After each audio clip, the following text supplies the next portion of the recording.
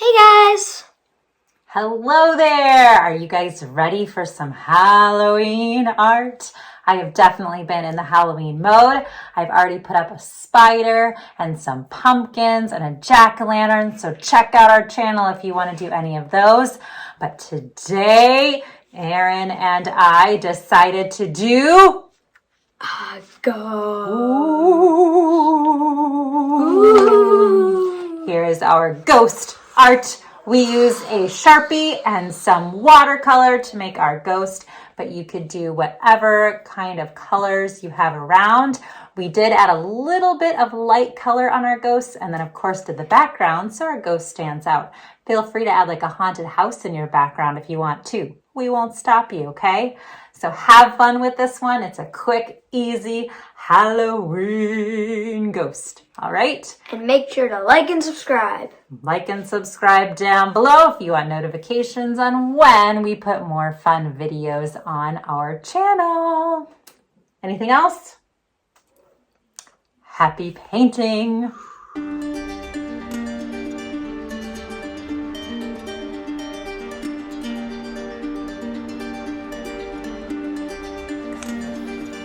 We are beginning our drawing here using Sharpies, but that's just so you can see what we draw. If you're more comfortable starting with a pencil first, please feel free to do that. All right, to make our ghost, I'm going to start with a curved line like this on the top of my paper. Then I'm going to have it come out and up like that on both sides of my curve. So it comes back up and out like that. Then I'm going to bring it back in towards the middle like that. And I'm going to do that on both sides. And then I want to make a point towards the bottom. So I might have it kind of curve down to one side like this, and then bring the other side to kind of match up with it so that I've got a point. Oh. Now, Aaron doesn't have a point, but that's okay, because, you know, ghosts can be lots of different shapes. All right, so the face is gonna go here, and I'm just gonna make a very simple ghost face. So I'm gonna do two long eyes that are like kind of smashed ovals. So there's one eye and another eye. And then I'm gonna do a nice long skinny mouth too, like that. I'm making mine a big mouth. You can make yours any shape. Yep, you can color it in with the Sharpie. Do ghosts have teeth? Depends on the ghost. I mean, you could make a ghost look like a person, you know, just kind of see-through, and that would work too. All right, that is all we're gonna draw with our marker. Now we're gonna go ahead and paint. So I'm gonna get a paintbrush. We have just like a basic set of watercolors.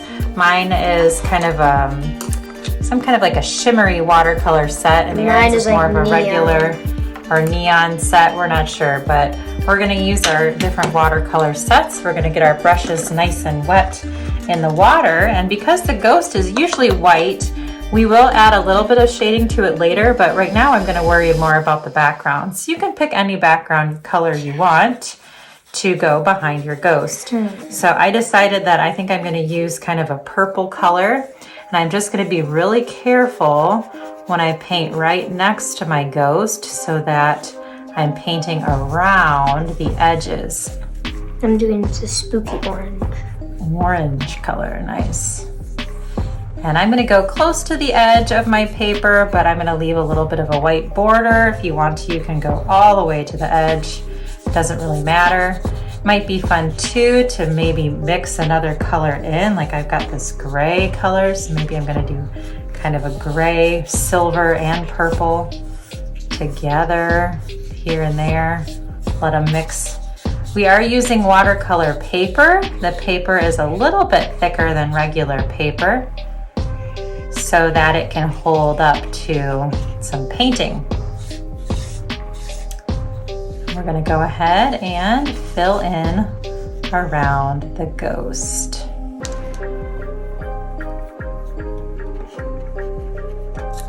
Now, if you need to, you can turn your paper upside down or sideways so that you can get all of the different angles. Sometimes it's easier to paint next to the ghost when you have different angles that you can get to it.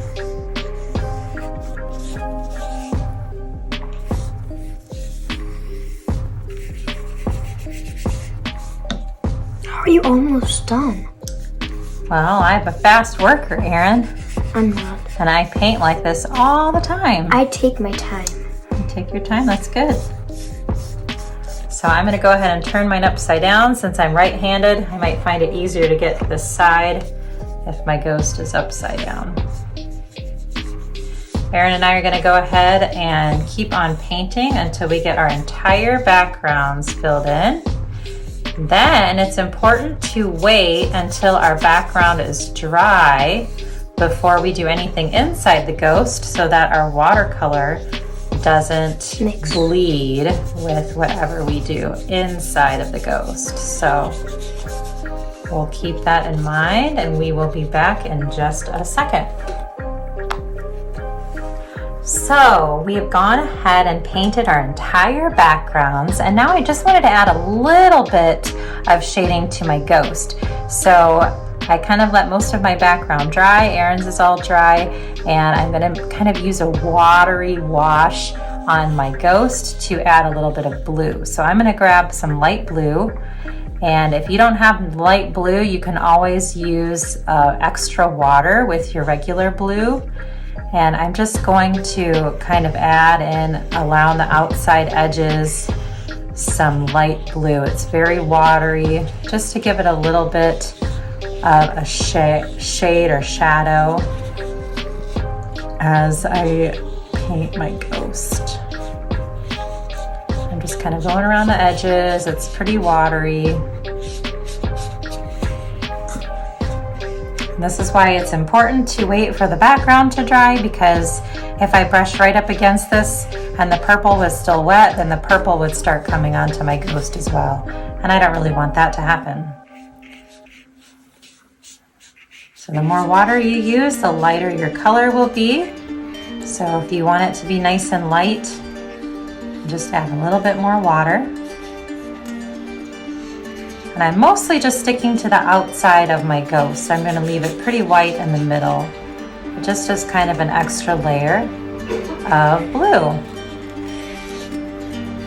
All right, well, I hope you enjoyed making these ghosts. It's just a fun, quick little watercolor, fun way to make something spooky for Halloween. So thanks for watching, and check out our channel for more fun art tutorials. Bye guys.